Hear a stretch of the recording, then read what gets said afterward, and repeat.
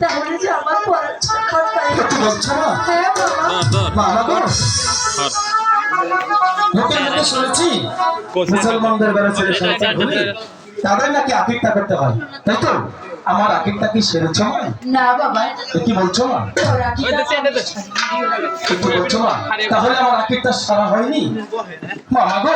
বাবা তাহলে ওই বনের মাঝে গিয়ে একটি হরিণ শিকার করি, আমার আকিকটা আমি নিজে ফিরে নেবো না, তাই তো? তাই তো তুমি আমাকে হাসি মুখে বিদায় দাও না, তুমি আমাকে হাসি মুখে বিদায় দাও না, হাসি মুখে বিদায় দাও। আমি তোকে কোথাও যেতে দিব না। হাই রে বিদায়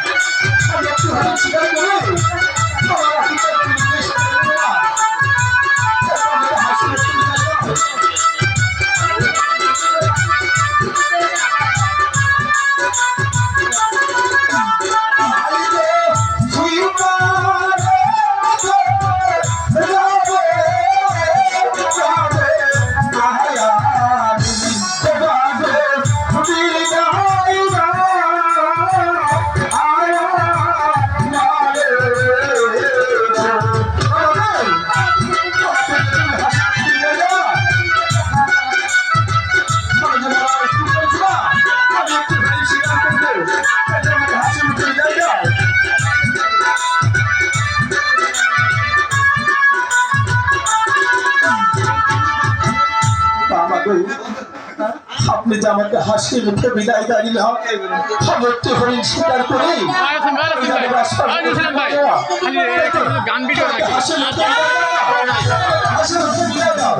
ওরে বাবা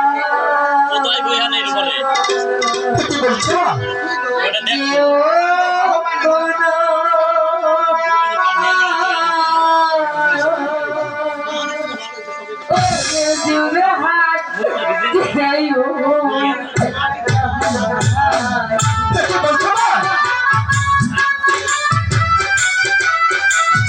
হাসি মুখে বিদায় দাও না, তুমি পাপটা করো না।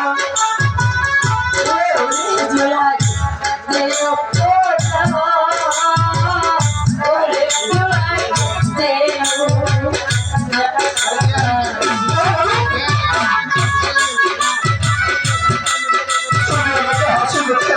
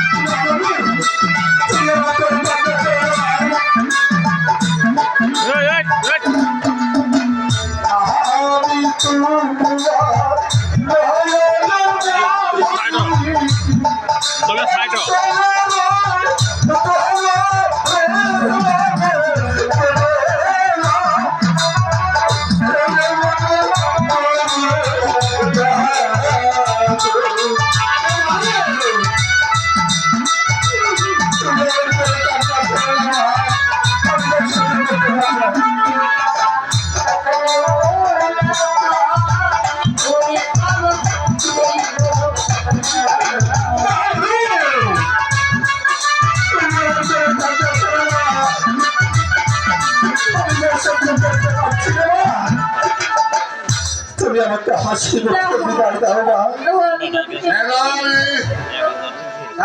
তুমি ওই আল্লাহর নবীর হাতে তুলে দিচ্ছ। স্বামী আমার যে ভাস করেছে পাগল, তুমি তো আমার হরিণ শিকার করে।